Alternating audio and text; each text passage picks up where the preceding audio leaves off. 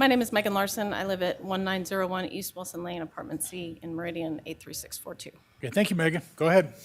Mr. Chair, Commissioners, thank you for this opportunity to share the value that Meridian Library District brings to its community. I am Megan Larson. I am Chair of the Meridian Library District Board of Trustees. Last month, the petition filed to dissolve the Meridian Library District had several requests. One was to ask the Ada County Commissioners to appoint an interim Board of Trustees to reorganize the library entity upon dissolution. For the benefit of those in the audience, I want to make sure it's very clear that the purpose here tonight is to determine whether to place the dissolution question on the ballot. The petitioners have stated in conversations with me, in social media posts, in emails, and again just moments ago, that even they do not wish to dissolve the library district. They are unhappy with the trustees that have been duly elected by Meridian voters. In much the same way that the petitioners seek to negate the choices of Meridian residents, the choices Meridian residents made for their elected representatives, they also seek to control the choices library patrons may make about what they read. Meridian Library District currently has more than 152,000 print items in its collection and brings in about 20,000 additional items each year to keep up with the interests of our community. At the same time, items that have not been checked out are weeded from our collection. There are a handful of items in the collection that the petitioners object to. They seek to impose their personal viewpoints about those materials on all the people of Meridian and would rather shut the library down completely than allow individuals and parents to continue to make their own choices about what to read and what is right for their own families, which Meridian's families have done successfully for decades. Meridian Library District strongly supports the rights and responsibilities of individuals and parents to make their own choices about what to read. No one ever has to read a book that they don't want to read. And no one, not trustees and not special interest groups, get to dictate choices to citizens about what to read.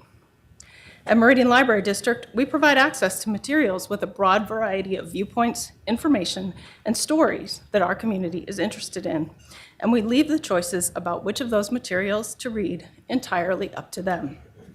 It appears to me, just based on the first little testimony that we've received, that there's not a broad difference between, the people that brought this petition said they love it and they need it.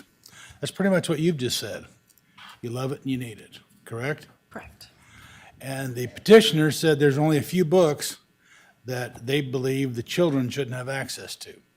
You've said that there's only a few books that they have objected to. Is that correct? Just a handful of books out of our collection, yes. Yeah, just a handful of books out of your collection. And the petitioners also suggested that if they could just make those books only available to a child with a parent's consent, that they'd be happy. What do you say about that? Mr. Chair, Commissioners, a couple of things. Of course, a parent must consent to get their child a library card to begin with. And we have lots of tools available to parents to monitor what their kids are checking out. They can receive an email every time a book is checked out by their child. They can log into their child's account and see what materials that child has checked out. Every item in our collection is on our catalog, so they can look up a book and see what it's about. We have lots of tools that we can share with parents so that they can use the library in a way that's consistent with the values that they have for their own families. What we know is those values are different for every family that comes into our library. And what we believe strongly is that individuals do not get to dictate what are the correct choices for other families. They get to monitor and choose books for their own family, but what's being asked for here is to limit the choices of other families, and we don't believe that that's appropriate. For a handful of books. A handful of books. Okay, any other questions? Mr. Chair. Yeah, go ahead. Well, thank you for your testimony. I think it's pretty well established in this country that it's either illegal or generally disfavored to allow children to have access to certain adult materials, whether that's in a movie theater or a bookstore. Even comic books have warnings on them these days.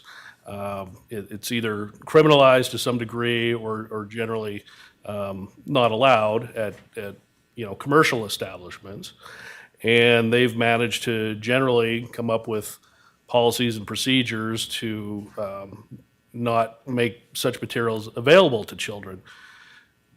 How come the library can't come up with some similar program simply to keep adult materials out of the hands of children? Obviously, children are, attracted to adult things. There's always that temptation for kids. They want to go see what the adults are reading, and there's some obviously books that I don't think any parent would want their child to check out. So how come the library seems to be the one institution that can't figure out a way to keep those from children checking them out? Not the parents, but just the kids. Mr. Chair, Commissioner Yes, Davidson, thank you. I have quite a bit of thoughts on this topic, and I'll try to be pithy. You made a comparison with movies. The movie rating system is an optional system that is run by a nonprofit organization, not the government. The rating system is voluntary, and there is no legal requirement that filmmakers submit their films for ratings. Parents can take their children to whatever movie they choose, and we all know that they often do. What movies kids view are ultimately subject to parental choices in much the same way that the books kids read are subject to parental choices. Movie theaters are private businesses, and as such, they have their own First Amendment freedoms. They can generally operate their businesses as they see fit, and they can run unrated movies if they wish to. By contrast, public libraries are governmental entities and are required to uphold the First Amendment freedom every American, even Americans under 18, enjoy. The First Amendment protects all Americans, even with those with unpopular viewpoints from the government. As you all know, the oath of office for an elected official in Idaho requires us first and foremost to swear that we will uphold the Constitution. We trustees take our constitutional duties very seriously and stand together in opposition to censorship, but in support of every family having the opportunity to make their own choices for materials.